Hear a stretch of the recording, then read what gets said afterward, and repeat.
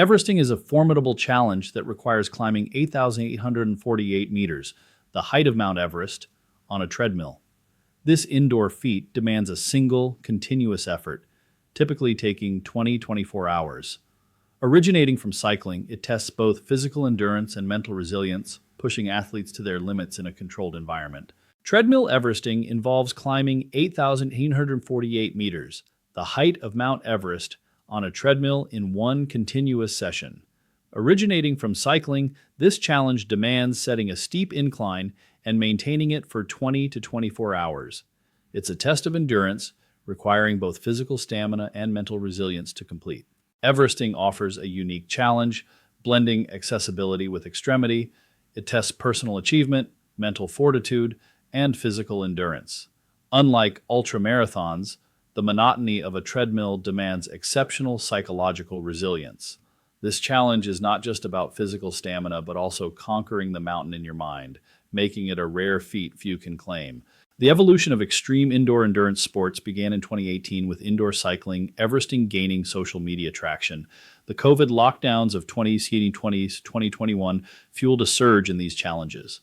By 2023, official Treadmill Everesting records were set, leading to the 2025 launch of the Global Everesting Series, marking a new era in competitive indoor endurance. Building a solid base involves 3 months of increasing vertical gain, with 2 to 3 hour sessions at moderate inclines. Specific preparation includes 6 weeks of steep incline work, with weekly 5 to 6 hour sessions at 10-15% incline. Mental training focuses on longer, monotonous sessions and mindfulness. Recovery prioritizes sleep, nutrition, and a taper period with reduced volume but maintained intensity. Sustained incline, running on a treadmill, uniquely fatigues calves, quads, and glutes, unlike flat running.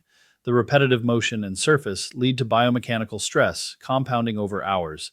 Indoor environments challenge heat management, lacking natural airflow.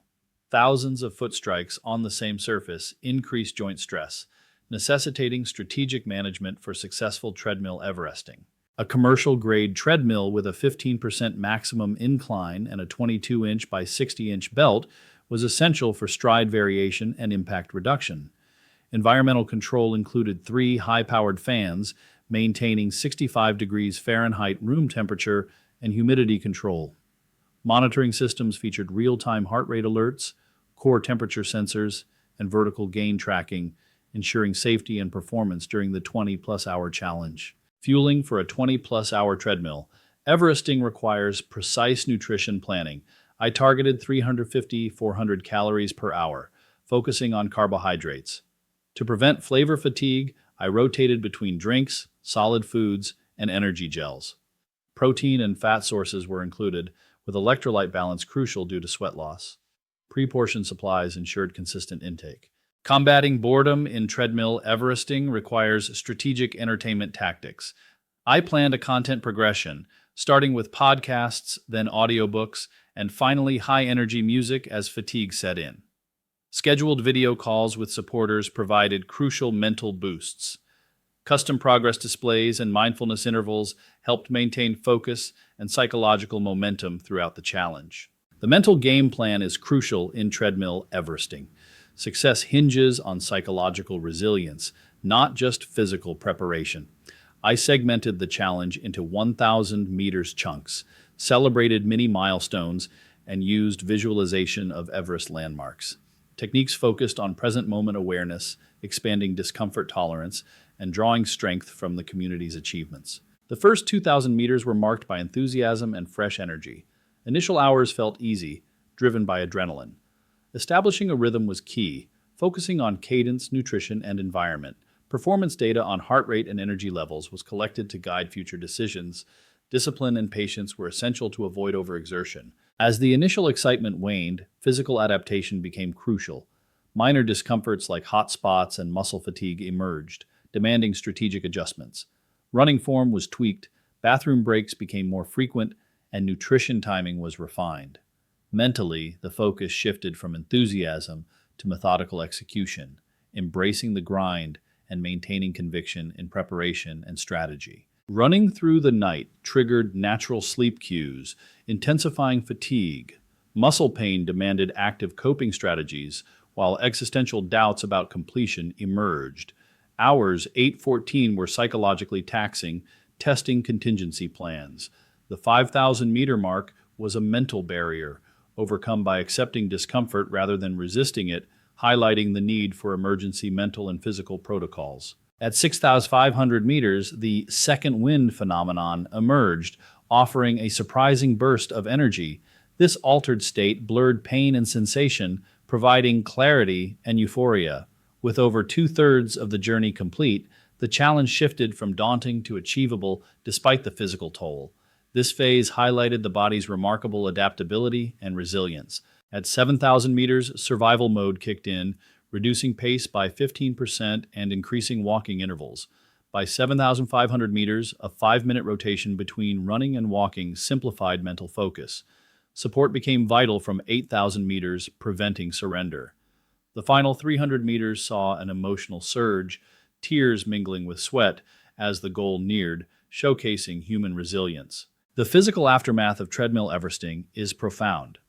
Cardiovascular stress manifests as an elevated resting heart rate for over 72 hours, necessitating a monitored recovery protocol. Severe insomnia, due to hormonal imbalance, disrupts sleep for 48 hours. Appetite suppression, followed by hunger waves, requires structured refeeding. Eccentric muscle damage impairs locomotion, making stairs impossible for 5 days. The data highlights a compelling narrative of endurance. Despite fatigue, cardiovascular drift was minimal, indicating muscular endurance as the limiting factor. My optimal heart rate zone was lower than expected.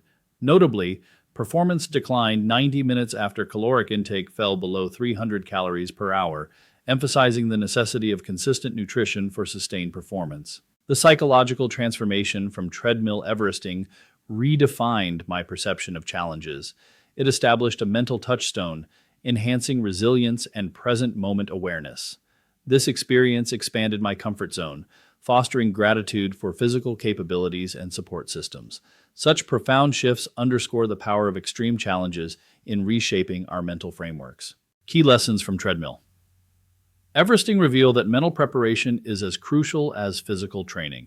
Structured support systems and detailed protocols for nutrition and crisis management are essential. Flexibility and strategy ensures progress despite changing conditions. Ultimately, our perceived limits are often self-imposed, and human endurance is far greater than we realize. Start with a quarter Everesting challenge to build confidence and test systems. Connect with the indoor extreme endurance community for support. Document your journey to contribute to collective knowledge. Define your Everest by adapting the challenge to your circumstances while preserving its spirit. Treadmill. Everesting pushes the boundaries of indoor endurance, demanding systematic preparation and mental resilience.